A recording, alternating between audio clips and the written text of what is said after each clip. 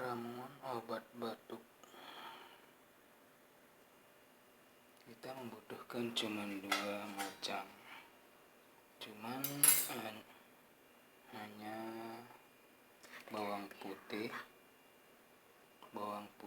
sama minyak goreng.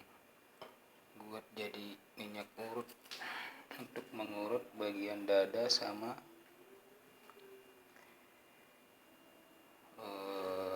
betis. Pertama kita bakar dulu. Bakar bawang putihnya. Kita bakar bawang putih.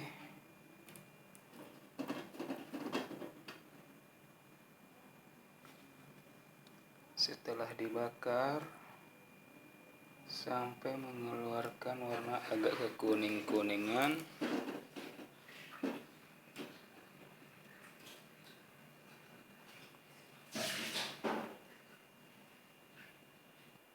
setelah proses selesai dibakar,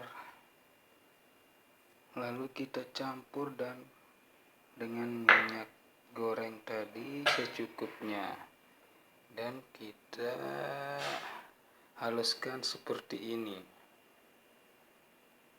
Maka setelah halus seperti ini, kita balurkan ke bagian dada dan kaki untuk anak.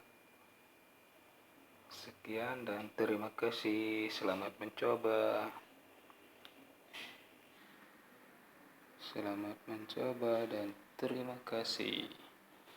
Assalamualaikum warahmatullahi wabarakatuh.